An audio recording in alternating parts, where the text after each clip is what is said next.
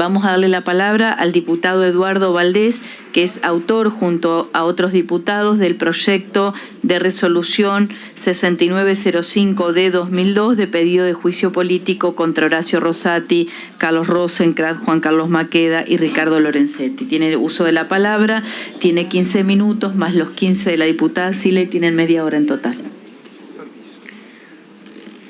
Gracias, señora presidenta. Quiero decir que voy a compartir mi tiempo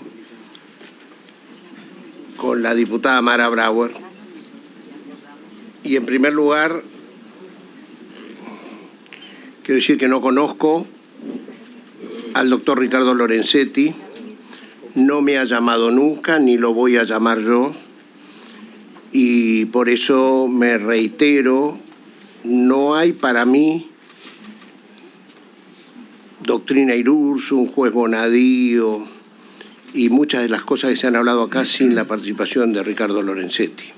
Así que con orgullo voy a usar la lectura en algunos pasajes porque estoy representando a un proyecto que presentó el presidente de la Nación junto a 11 gobernadores que ha sido sustentado por 15 diputados nacionales del Frente de Todos. En primer lugar, ratifico el proyecto de resolución 6905 del 22, por el cual hemos pedido el juicio político de los integrantes de la Corte Suprema de Justicia: Horacio Rosati, Carlos Rosenkrantz, Juan Carlos Maqueda y Ricardo Lorenzetti, por mal desempeño en sus funciones, y de su presidente, Horacio Rosati, por delito en la comisión de sus funciones, proyecto que además contiene el pedido del presidente de la Nación, como dije antes, más los 11 gobernadores. Perdón. El juicio es de carácter político. No hay en todo el ordenamiento jurídico argentino un instrumento más robusto que el juicio político. Según el artículo 112 de la Constitución Nacional, los ministros de la Corte deben administrar justicia bien y legalmente. En el artículo 116 de la Constitución Nacional se establece que los jueces solo pueden decidir en una causa, y una causa es una disputa concreta entre partes contrarias. Además, no deben emitir declaraciones ni consultas, solo deben hablar a través de las sentencias. Y estas deben ser de acuerdo al derecho vigente y a la prueba presentada. Si no se cumplen estos artículos, entonces se transforma en un acto irracional. Eso configura el mal desempeño y demuestra la falta de idoneidad para el cargo según el artículo 16 de la Constitución Nacional. Todos los ciudadanos son iguales ante la ley y son admisibles en los empleos sin otra condición que su idoneidad. En primer lugar, voy a hablar de las irregularidades en la administración de la obra social del Poder Judicial.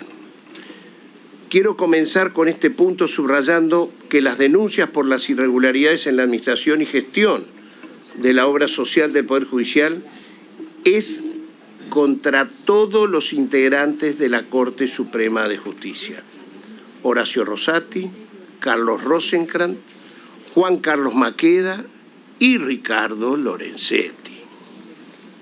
Ya sea por la comisión de delitos conforme lo determinen las investigaciones judiciales penales en curso o, en el menor de los casos, por mal desempeño. Se deberá investigar y comprobar si los magistrados omitieron conformar en debida forma el directorio de la obra social para que de ese modo poder realizar un incumplimiento sistemático y deliberado de las funciones de control y de administración indelegables que les correspondía realizar en virtud de la acordada 5 del 2008. Estas omisiones habrían facilitado la malversación de fondos en perjuicio de los afiliados y afiliadas de la obra social. Ante las denuncias, mediante acordada 22 del 2021, la Corte ordenó una auditoría interna por los periodos 2008-2021. ¿Y saben qué? Los resultados confirmaron que en esos 13 años la obra social del Poder Judicial fue administrada de manera deficiente, auditoría encargada por la propia Corte. Entre otras irregularidades, se habría incumplido el artículo 21, inciso W, del Estatuto, que obliga al directorio a elevar el presupuesto de gastos y recursos. La auditoría también detectó groseras irregularidades en la registración contable en violación de los artículos 321 y 322 del Código Civil y Comercial de la Nación. Tema de la coparticipación, fallo de la coparticipación. Vamos a hablar de hechos, no de cuestiones del fallo. Es competencia originaria de la Corte Suprema de Justicia. ¿Por qué? Para mantener la concordia entre las provincias representadas por sus gobernadores,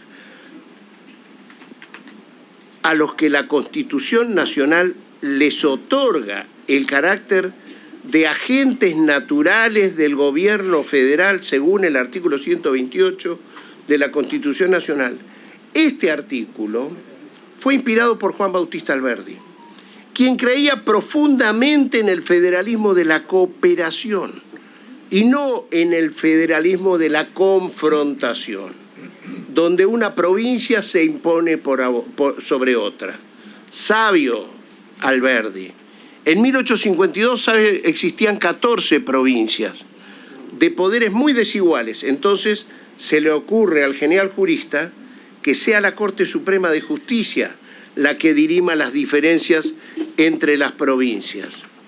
De allí su competencia originaria y también la denominación entre sus 12.507 palabras del sustantivo y posterior adjetivo de agentes naturales para con los gobernadores que integran el gobierno federal. Es por esto que es incomprensible que la Corte Suprema de Justicia de la Nación ni siquiera haya contestado a los 15 gobernadores de las provincias de Buenos Aires, de Santiago del Estero, de Chubut, de La Rioja, de Santa Cruz, de Catamarca, de Formosa, de Chaco, de Tucumán, de Santa Fe, de Misiones, de La Pampa, de Entre Ríos y de Tierra del Fuego, que se presentaron como amicus curiae del tribunal. Ni siquiera les contestó, no solo no los escuchó, cuando se viola la Constitución porque son los únicos. No dice que el presidente o el vicepresidente de la Nación o los senadores o los diputados o las diputadas son agentes naturales. Solo dice que los gobernadores son los agentes naturales del Estado federal. Por lo tanto, en este tema, donde ellos estaban implicados, era obligación, al menos en nuestro entender, de ser escuchados. Por lo menos fundamental por qué no los iban a escuchar. ¿Por qué no se escuchó a los gobernadores? ¿Será por la relación de Horacio Rosati con Horacio Rodríguez Larreta, vehiculizado por medio de Silvio Robles y Marcelo de Alessandro, que ya habían sido recusados por la Procuración General del Tesoro de la Nación por ese vínculo? Esa recusación ni siquiera fue contestada. Después vimos las otras cosas a las cuales yo no me voy a sumar, pero sucedieron, y por algo el jefe de gobierno de la Ciudad de Buenos Aires decidió separar del cargo al ministro de Justicia, Marcelo de Alessandro. La Corte Suprema de la Justicia de la Nación, asumiendo funciones legislativas prohibidas por la Constitución Nacional, decide asignar recursos públicos según su propio criterio, asumiendo funciones que la misma solo autoriza al Parlamento. Caso Muiña. Cuando se es condenado por lesa humanidad para la Corte Interamericana de Derechos Humanos y para la Corte Suprema de Justicia de la Nación, los sentenciados no pueden tener ningún beneficio por la naturaleza inhumana del crimen cometido. Pero los jueces Horacio Rosati y Carlos Rosenkrantz violan esa premisa aplicando el 2 por 1, con un agravante, que ahora lo voy a explicar, en un libro escrito por Rosati en el año 2013. Muiña está condenado por desaparición forzada de personas. La desaparición forzada es un delito que tiene la particularidad de ser continuado y permanente. Por eso es desaparición forzada y no aparición. Me acuerdo aquellas consignas, aparición con vida.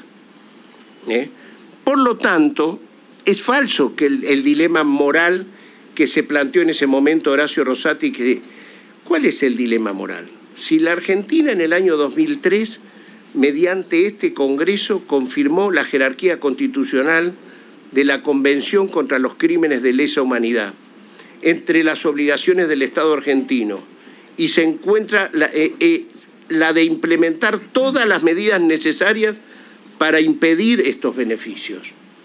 En el 2017, inconcebiblemente, la Corte Suprema de Justicia pasó por alto esta convención y sus propios fallos que eran jurisprudencia obligatoria. El caso Simón del año 2005, el caso Arancibia Clavel en el año 2004 y el caso Maceo en el año 2007. Casos que son tratados como jurisprudencia obligatoria por el doctor Horacio Rosati en este libro que se llama Derechos Humanos en la Jurisprudencia de la Corte Suprema de Justicia de la Nación 2003-2013, y que a su vez habían sido ratificados por él cuando tuvo la entrevista con la Comisión de Acuerdos del Senado de la Nación. Carlos Rosenkrantz siguió votando la aplicación del 2 por 1, a pesar de la ley aclaratoria 27.362 promulgado por el Congreso en el año 2017. Consejo de la Magistratura. Los 3 miembros de la Corte Suprema, Horacio Rosati, Carlos Rosenkrantz y Juan Carlos Maqueda, dieron un golpe de Estado para consagrar la toma del Consejo de la Magistratura ante la ausencia de Elena Hayton de Nolasco y Ricardo Lorenzetti. Conformaron una mayoría irregular, donde el propio Horacio Rosati y Carlos Rosenkrantz se votaron como presidente y vicepresidente de la Corte Suprema de Justicia. Y digo que es una mayoría irregular porque éticamente no corresponde que ni Rosati ni Rosenkrantz se autovotaran. Esto lo fundo en que en el año 2000, con una corte de 9 miembros, Julio Nazareno y Eduardo Moliné O'Connor se reeligieron como presidente y vicepresidente de la Corte por 5 votos contra 4. Si no se hubieran votado Nazareno y Moliné, no hubieran podido ganar esa elección, lo que generó una gran reacción en contrario. El propio cortesano Enrique Petracchi manifestó que éticamente era reprobable lo que habían hecho sus colegas Nazareno y Moliné. Más aún, la entonces diputada nacional María Avelina Elisa Carrió firmó un pedido de juicio político contra ellos por haberse votado a sí mismo. Acá lo tengo. Está firmado hasta en el dictamen del juicio político. Orden del día número 395 de aquel tiempo. A partir de la asunción de Horacio Rosati como presidente de la Corte Suprema de Justicia de la Nación, se pone en marcha lo que podemos denominar como el asalto al Consejo de la Magistratura. 15 años estuvo vigente la ley 26.080 que reglamentó el funcionamiento del Consejo de la Magistratura. La doctrina de autores y la judicial coinciden en que el vicio constitucional debe ser manifiesto en una ley para poder declarar su inconstitucionalidad. Si la ley atacada es sancionada en el año 2006, ¿cómo puede ser que la Corte reacciona 15 años después? Ellos mismos la tuvieron 6 años dormida a esta ley para descubrir o no el vicio manifiesto. Es claro que no era manifiesto. Y si no es manifiesto, no es inconstitucional. Por eso es que hay mal desempeño. No contentos con esto, desentierran una ley derogada por el Congreso de la Nación. No hay corte en el mundo, superior tribunal judicial en el mundo, lo busqué especialmente, que resucite una ley derogada por un parlamento. Es más, Hans Kelsen, maestro de todos los abogados del mundo, autor de la pirámide de las leyes, dice que la derogación equivale en biología a la muerte de un ser viviente. Es decir, dice Kelsen, que ley derogada es ley muerta. Palabras de Kelsen. ¿Qué hizo la Corte Suprema de Justicia de la Nación? Prácticamente reformó la Constitución Nacional. Solo reforma la Constitución Nacional solo con la mayoría de 3 jueces. Y encima se atribuye funciones legislativas para resucitar una ley, la ley 24.937, logrando que Horacio Rosati, de ese modo, autovotándose una vez más, se apoderara del cargo de presidente del Consejo de la Magistratura.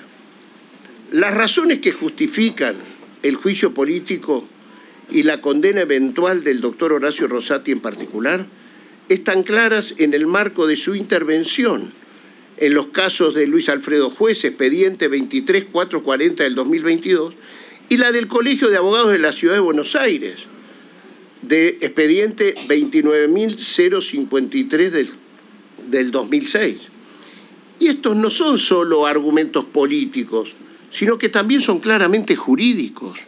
Horacio Rosati nunca debió intervenir en el amparo presentado por el Colegio de la Ciudad de Buenos Aires, que recordemos tenía como único objetivo recomponer el equilibrio entre los estamentos del Consejo de la Magistratura. Las consecuencias del voto de la mayoría que compuso Rosati junto con Maqueda y Rosenkrantz, mayoría que solo se conformaba con 3 votos, porque si no estaban los 3 votos, no hay mayoría, de acuerdo al reglamento que funciona la Corte. Por lo tanto, si no votaba Rosati, no había mayoría. Fueron para autootorgarse una ampliación de sus competencias institucionales, manejos de recursos y control de jueces y del Poder Judicial de la Nación, que él mismo encabezaba. De más está decir que el Colegio de la Ciudad jamás discutió la presidencia del Consejo de la Magistratura en su presentación, dado que ello no formó parte del objeto procesal del caso, ni tampoco se encuentra fundado en el fallo del tribunal. Entonces, ¿cómo y por qué Rosati votó en el caso del colegio y se autootorgó facultades a sí mismo? Horacio Rosati tenía y tiene un interés directo en el caso, causal explícita de excusación del Código Procesal Civil y Comercial de la Nación en su artículo 17, cuando dice: serán causas legales de recusación, 2, tener juez o sus consanguíneos o afines dentro del grado expresado en el inciso anterior, interés en el pleito u otro semejante, o sociedad o comunidad con alguno de los litigantes, procuradores o abogados, salvo la sociedad que la fuera anónima. Incluso cuestiones de decoro, que están explícitamente detalladas en el artículo 30 del Código Procesal Civil y Comercial. Todo juez, dice el artículo 30, que todo juez que se hallare comprendido en alguna de las causas de recusación mencionadas en el artículo 17, deberá excusarse. Asimismo, podrá hacerlo cuando existan otras causas que le impongan abstenerse de conocer en el juicio fundados en motivos graves de decoro y delicadeza. Luego de autootorgarse facultades y ampliar su poder, aplicando un artículo que nunca estuvo en discusión y que el Congreso Nacional en todas las oportunidades descartó, esto es, que la presidencia estuviera en cabeza de uno de los miembros de la Corte Suprema de Justicia de la Nación, artículo 10 de la Ley 24.937, promoviendo un sistema de elección democrática entre los miembros del Consejo de la Magistratura. Él volvió a intervenir ya en su carácter de integrante y presidente autoelegido, en el caso juez. Y allí, nuevamente, teniendo un interés directo, indiscutible, por ser parte del Consejo, sobre el que opera la decisión jurisdiccional, condicionó la composición del cuerpo que integra y preside en clara violación al artículo 17 del Código de Procedimientos Civil y Comercial, por fuera de todo decoro profesional, en conjunto con el artículo 30 del Código de Procedimiento Civil y Comercial, cometiendo con ello un claro desacato o violación a los deberes del magistrado en sus funciones, conforme también al artículo 32, incurrirá del Código Civil y Comercial, incurrirá en la causal de mal desempeño en los términos de la Ley de Enjuiciamiento de Magistrados, el juez a quien se probare que estaba impedido de entender en el asunto y a sabiendas haya dictado en él resolución que no sea de mero trámite, siendo ello causal de mal desempeño. Tan claro es esto, tan claro es que esto es causal de juicio, es causal de juicio político y remoción en el artículo 53 de la Constitución Nacional, que establece que es causal de juicio político el mal desempeño de los miembros de la Corte por falta de excusación. Por todo esto, y para dejarlo en claro, el juicio político es la única herramienta que la democracia le da al Congreso en caso de mal desempeño de los jueces de la Corte. Nuestra Constitución Nacional es la segunda más antigua de las republicanas.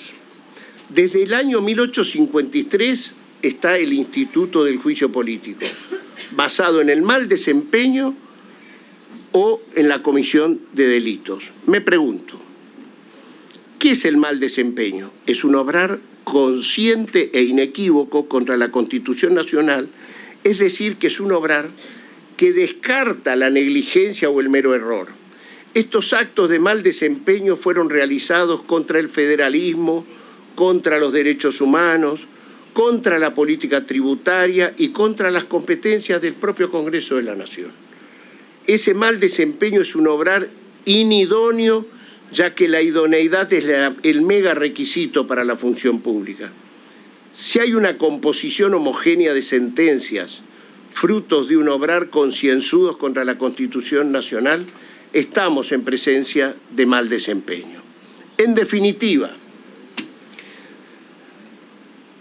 denunciamos por mal desempeño a los miembros de la Corte Suprema de Justicia, Horacio Rosati, Carlos Rosenkrantz, Juan Carlos Maqueda y Ricardo Lorenzetti, porque en el fallo de la coparticipación distribuyeron recursos públicos violando la Constitución Nacional, ya que esa es una misión y función propia del Congreso de la Nación. B. Denunciamos por mal desempeño a Horacio Rosati, a Juan Carlos Maqueda, a Carlos Rosenkrantz y Ricardo Lorenzetti porque violaron el artículo 128 de la Constitución Nacional al no convocar a los gobernadores que, como dije antes, el mismo artículo dicta que son agentes naturales del gobierno federal. C. Denunciamos por mal desempeño a los ministros de la Corte Horacio Rosati y Carlos Rosenkrantz en el caso Muiña por violar los propios fallos de la Corte, más lo de la Comisión Interamericana de Derechos Humanos y los convenios internacionales de jerarquía constitucional. D.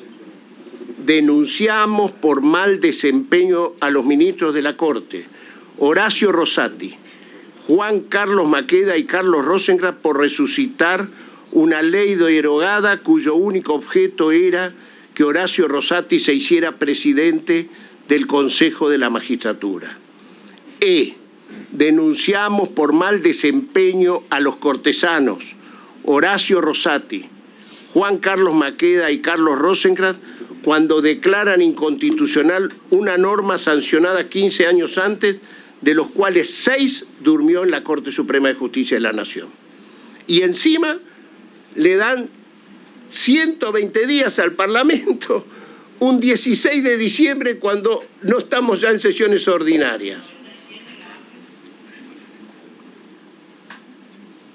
Denunciamos por mal desempeño a Horacio Rosati, a Carlos Rosenkrantz y a Juan Carlos Maqueda, porque atribuyéndose competencias que son exclusivas del Senado de la Nación, entran a decidir cómo se van a integrar los bloques políticos en el Consejo de la Magistratura, caso juez 1. El mal desempeño está en el artículo 53 de la Constitución Nacional. G. Denunciamos por mal desempeño a los 4 ministros de la Corte Suprema de Justicia, Horacio Rosati, Carlos Rosenkrantz, Juan Carlos Maqueda y Ricardo Lorenzetti, por la administración deficiente de la obra social del Poder Judicial de la Nación en perjuicio de las afiliadas y los afiliados a esa obra social. Y específicamente, para el doctor Horacio Rosati, denunciamos por el delito en el incumplimiento de sus funciones. 1, denunciamos a Horacio Rosati por el incumplimiento de los deberes de funcionario público que se produce cuando dicta resoluciones contra la ley de presupuesto, ya que éste no se puede modificar sino por otra ley. Denunciamos a Horacio Rosati porque violó la ley de ética pública, ya que falló en una causa donde él tenía intereses, que era presidir el Consejo de la Magistratura, y acomodó mayoría para gobernar el Consejo. 3, denunciamos al doctor Horacio Rosati por el delito de abuso de autoridad, que es cuando invade facultades del Poder Legislativo. 4, denunciamos al doctor Horacio Rosati por el delito de tráfico de influencias en beneficio exclusivo de una jurisdicción en perjuicio del resto de las jurisdicciones, a la luz de los diálogos entre el director general de su vocalía, Silvio Robles, y el ministro de Justicia y Seguridad de la Ciudad Autónoma de Buenos Aires, Marcelo D'Alessandro. Denunciamos por prevaricato al doctor Horacio Rosati por fallar con un interés que lo beneficia, por haber dispuesto resoluciones para presidir él el Consejo de la Magistratura. Y denunciamos por prevaricato a Horacio Rosati cuando, para beneficiar a una jurisdicción, establece pagos de cumplimiento imposible y no escuchando a los gobernadores de las provincias argentinas. Soñamos con una Corte Suprema de Justicia de la Nación donde ningún ministro de la Corte vaya al exterior a decir que este Parlamento no debe consagrar derechos ante una necesidad. Soñamos con un Consejo de la Magistratura en donde cualquier magistrado, tenga la jerarquía que tenga, sea juzgado por inconducta, sobre todo si acepta dádivas de los grupos económicos más poderosos, caso que ha ocurrido hace muy poco tiempo en nuestro país. Y sueño con un Consejo de la Magistratura que sancione a un juez y a un fiscal que convoque a 8 indagatorias en un mismo día a una misma persona, sea de las que piensan como yo o de los que no piensan como yo. Ningún ciudadano o ciudadana se merece ser convocada a 8 indagatorias en un mismo día y encima con la crueldad de hacerlo coincidir con el día del cumpleaños de su marido muerto. Sueño, solo sueños, pero ¿saben qué? Diputado Valdés, vamos concluyendo. Sueño, Presidenta, sueño, pero ¿sabe qué? Felices los que sueñan sueños y están dispuestos a pagar el precio para hacerlo realidad. Muchas gracias, señora Presidenta.